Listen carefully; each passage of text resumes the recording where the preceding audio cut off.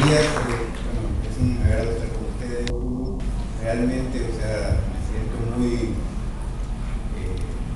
agradecido con el comité organizador por haberme involucrado en el desarrollo del Congreso. También es un honor, o sea, poder compartir con el doctor Silva, que es pionero de la neurología pediátrica en Oriente, sobre hidrocefalia y pediatría. Tenemos el Hospital Blum, nuestro hospital de escuela, y vamos a entender, o sea, vemos qué es lo que dice el CIE-10 sobre hidrocefalia. El CIE-10 dice, definición: hidrocefalia es una dilatación ventricular ocasionada por la acumulación de líquido cefalorraquídeo con o sin aumento de la presión intracraneal. Como el tema, como el literal es bien cerrado, usualmente hacemos la diferenciación entre lo que es hidrocefalia y ventriculomegalia, para tratar de evitar, o sea, hablar de hidrocefalia no condensivas o simplemente dilatación ventricular, que es otro término que utilizamos mucho, y evitar confusiones para momentos de manejo. Ya Berzelius, cuando hacía su descripción anatómico gráfica sobre los diferentes ventrículos, su concepción de lo que era el sistema ventricular, el sistema de flujo, la dinámica del mismo, o sea, ya Berzelius hacía hincapié sobre estas dos diferencias entre lo que es el ventrículo megalia, el ventrículo grandes, y lo que es una hidrocefalia. Dentro de las causas que siempre tenemos que recordar en los niños, tenemos causas congénitas, y dentro de ellos tenemos las cetopatías, ya sea trastornos, o sea, con los cuales el bebé ya en desarrollo, como son problemas agregados de tipo Chiari, problemas de tipo Danny Walker, problemas de tipo encefaloceles, etc. Y otros trastornos que también se le agregan durante el proceso del embarazo, como son las infecciones, ya sea tipo toxoplasmosis, que es muy frecuente en nuestro medio, y la enfermedad por citocoronavirus. Dentro de las adquiridas, pues también tenemos las posteriores, las que obtenemos por medio de infecciones neonatales, infecciones en la infancia, como son las meningitis, las hemorragias, pacientes neonatos que debido a su neonatos prematuros, que debido a su manto que es vascular, que es muy poco desarrollado, usualmente y no con escasa frecuencia, tienden a sangrar y desarrollarnos hemorragias intraventriculares pequeños que van a desarrollar posteriormente hidrocefalias secundarias a este fenómeno hemorrágico. Y un porcentaje de pacientes que también adquieren hidrocefalia secundario a procesos neoplásicos que en la infancia, la literatura habla de más o menos el 20%. Yo pensaría que en el país andamos alrededor entre el 5 y el 10%, ya que las causas congénitas en nuestro medio son altísimas. Pacientitos que ya afortunadamente tenemos, o sea, mucho tiempo de no ver con frecuencia, los vemos cada vez en menor cantidad de veces, más pacientitos que transiten ya con macrocefalias severas, probablemente a que la consulta es más frecuente, más oportuna, y de alguna medida, algunas campañas, aunque nos faltan muchísimas campañas con el uso del ácido fólico, han tenido algún efecto en nuestra población. Cuando hablamos del sistema ventricular y hablamos del sistema de las causas de obstrucción que nos producen hidrocefalia, es bien importante entender el sistema anatómico. Ya todos conocemos que el sistema anatómico del sistema ventricular está conformado por el sistema de ventrículos laterales, tercero, cuarto y sus respectivas comunicaciones. A mí siempre me ha gustado este esquema porque el esquema nos deja más claro el componente y nos ayuda como mnemotécnica a recordar los diferentes espacios. Los ventrículos laterales, que forman como las llantas del carro, están comunicados a través de los monros hacia el tercer ventrículo. Luego tenemos un pivote que es el acueducto de Silvio, que se comunica a su vez con el cuarto ventrículo, y esto a través de dos agujeros o forámenes como son Luschka y Magendie lanzan todo el líquido a todo el sistema. Y si recordamos entonces este gráfico, vamos a tener en cuenta el desarrollo de la circulación de líquido cefalorraquídeo y el mecanismo por medio del cual se produce la hidrocefalia. Así vamos a ver un poquito sobre la fisiología y dinámica. Sabemos que el líquido cefalorraquídeo se produce en un 70% en las vellosidades aracnoideas, pero en el plexo coroides. El resto, el 30% restante, se ha corroborado que incluso se produce en el parénquima y en las vellosidades aracnoideas, que si bien es cierto son las encargadas del drenaje, también se ha podido corroborar a través de muchas muestras anatomopatológicas, estudios dinámicos en perros y ratas, que parte de la producción de líquido cefalorraquídeo también se encuentra en las vellosidades aracnoideas. Este sistema pues sigue el mecanismo que ya hablamos. La mayor producción está en los ventrículos laterales. Luego, por su producción, sigue a través del Monroe, llega al tercero a producto del Silvio, Luschka y Magendie, y luego de nuevo el sistema de cisternas. Es importante saber que el líquido cefalorraquídeo circulante que tenemos es aproximadamente de 125 cc, y este está constantemente intercambiándose. La vida media del líquido que está produciéndose es de alrededor de 2 horas en su circulación. Más o menos se produce un promedio de 18 cc por hora. Estos 18 cc por hora se van acumulando en una forma progresiva y de igual forma se está reabsorbiendo. Entonces, la ventaja de producción-absorción consiste en que vamos a mantener un equilibrio dinámico entre las diferentes presiones del sistema intracraneano. Cuando hablamos de presiones del sistema intracraneano, también es importante saber que las presiones son diferentes en las diferentes cavidades de la porción intracraneana. Sabemos que los ventrículos laterales tienen la mayor presión. La presión intracraneana anda entre 0 y 10 centímetros de agua. Sabemos que el nivel de los ventrículos laterales anda alrededor de 10. Y sabemos que el nivel de los Monroe anda casi por 0.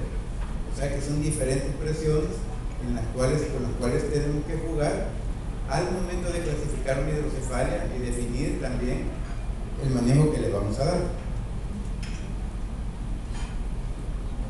Y es en base a esto que se ha desarrollado una clasificación funcional para que todos entendamos mejor cómo, es decir, los diferentes tipos de hidrocefalia, la gravedad de la misma y también el manejo. Así tenemos que la clasificación funcional nos habla de la hidrocefalia obstructiva o no comunicante y la hidrocefalia no obstructiva o comunicante. Esto en base a qué? Obstructiva, como dice el nombre, obstructiva o no comunicante. Básicamente se refiere al bloqueo del sistema en algunos puntos de desarrollo. Por ejemplo, si tenemos, como en este caso, una lesión en el tercer ventrículo, podemos ver en el esquema dónde está ubicado el bloqueo al paso del líquido cefalorraquídeo. Al ver la imagen entendemos por qué la hidrocefalia es a predominio de los ventrículos laterales, porque se ha obstruido el paso en el tercero, se acumula el líquido en los laterales, entonces tendremos una hidrocefalia a expensas de ventrículos laterales. De esa forma, igual, si el problema estuviera en el cuarto ventrículo, tendríamos lo que se conoce como una ventriculomegalia, correspondiendo a lo que es ventrículos laterales, tercer ventrículo y el cuarto excluido, como lo vemos en los casos de tumores de fosa posterior, cuando el problema está en el cerebelo o está en el cuarto ventrículo y se bloquea entonces el sistema de drenaje a ese nivel. Por lo tanto, se acumula lo que se conoce como una hidrocefalia obstructiva o no comunicante. Dentro de las no obstructivas o comunicantes tenemos aquellas que vienen por orígenes de fenómenos irritativos, como son, por ejemplo, las infecciones, las hemorragias, que nos generan cuadros de tipo de aracnoiditis, que van a transgredir el sistema de producción y de drenaje. Esto genera un mal drenaje, el líquido se acumula y tenemos entonces lo que se conoce como una hidrocefalia tetraventricular, porque todo el sistema se ve inundado, secundario a una absorción muy lenta, que no va de acorde a la producción de líquido cefalorraquídeo. Tenemos otros fenómenos también que participan, fenómenos irritativos como la neurocitosis, que muchas veces, o la tuberculosis, que también no generan fenómenos de aracnoiditis y que también puede provocar hidrocefalias no obstructivas. Entonces tenemos que hay varios factores de riesgo en un bebé para la producción o para pensar en que potencialmente es un candidato a desarrollar una hidrocefalia. Factores de riesgo infecciosos, factores de riesgo como una hemorragia subaracnoidea, ya sea traumática o de otra índole, y también la presencia, como hablamos, también de trastornos ya sea neoplásicos o congénitos, como en el caso también de las obstrucciones congénitas del acueducto de Silvio, niños que nacen con un acueducto de Silvio muy estrecho, por lo tanto el paso de líquido del tercero al cuarto se ve francamente reducido, y son niños que en el desarrollo de su etapa neonatal van desarrollando una de las características en estos casos, como es la macrocefalia.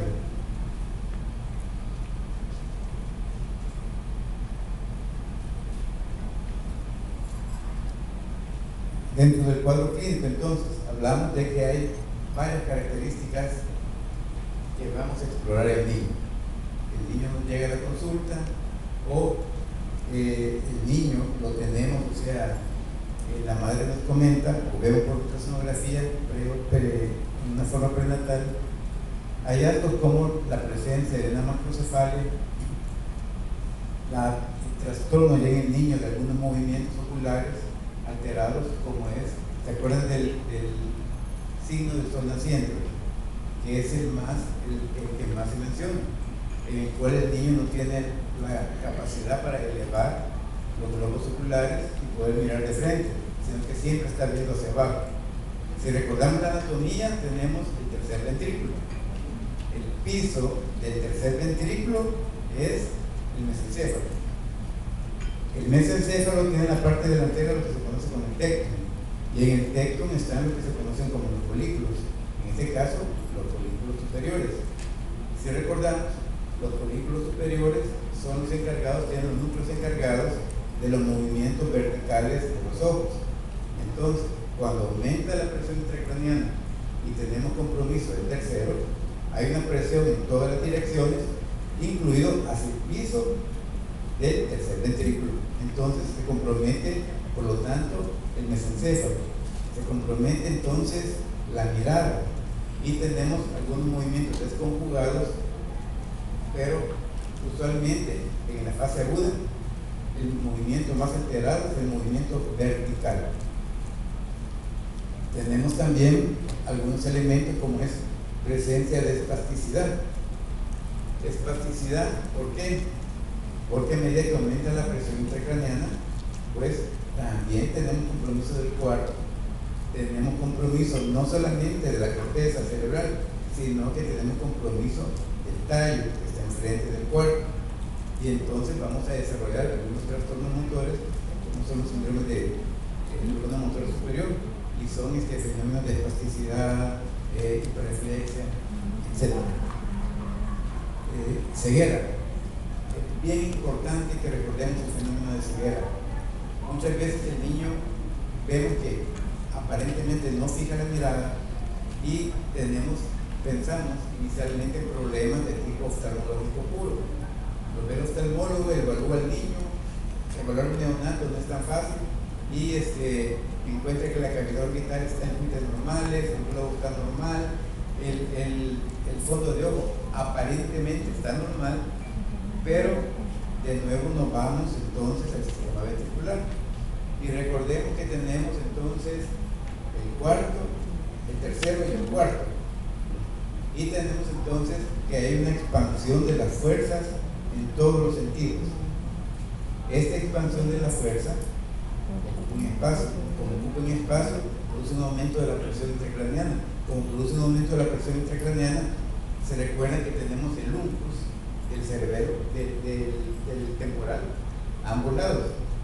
Este uncus tiende a bajar por aumento de la presión intracraneana en unos defectos que tenemos en la tienda del cerebelo, que se conoce como agujeros de la tienda del cerebelo. Cuando el uncus se introduce, hace presión sobre varias estructuras, principalmente dos. Uno es el tercer nervio, que es el que nos desarrolla un compromiso del tercer nervio, y otro es la arteria cerebral posterior, comunicante posterior, que se encuentra exactamente debajo del uncus, en el espacio del uncus.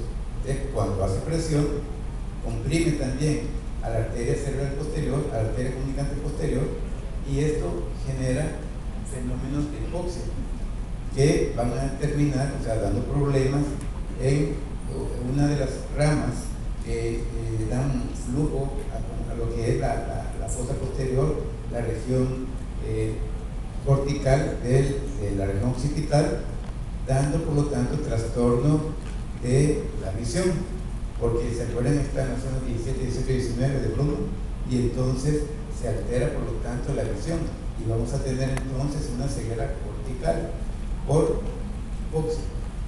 Si este niño, desarrolla una hidrocefalia que va a ir creciendo en una forma rápida. Por eso las hidrocefalias agudas son importantes tratarlas de una forma rápida. Muchas veces el niño lo podemos sacar adelante, pero puede desarrollar problemas de ceguera permanente, no necesariamente transitorio, si no logramos manejarlo oportunamente. Y bueno, trastornos del sensorio, memoria y de la marcha, asociado a todo lo que habíamos mencionado, como es hipertensión intracraneana, compromiso de la corteza cerebral, compromiso dental.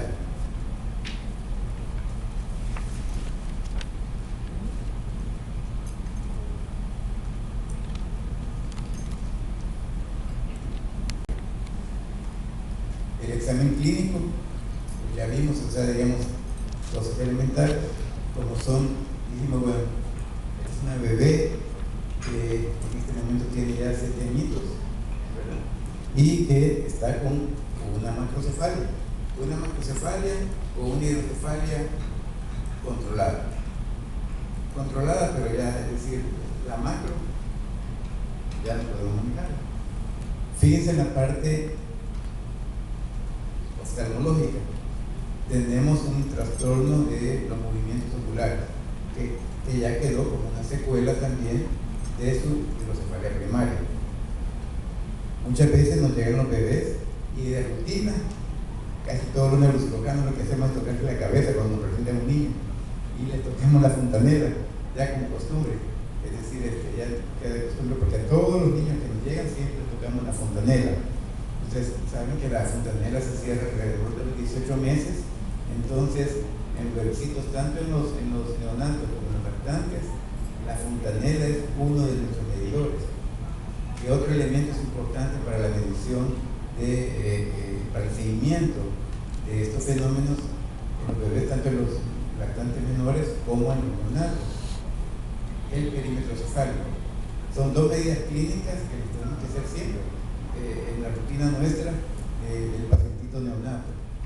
Usualmente tomamos como medida tanto el nacio como el ilion para hacer una medida estándar, y que la misma medida que se tome en Sonsonate se tome en La Unión, en San Miguel o en San Salvador, porque nos sirve de parámetro, porque muchas veces la tomamos en otras zonas, nos pueden salir medidas muy grandes, muy pequeñas, y vamos a tener problemas para hacer un seguimiento. estos seguimientos clínicos son muy importantes, sobre todo en aquellas que falla el límite, que no necesariamente necesitan una derivación ventrículo-peritoneal.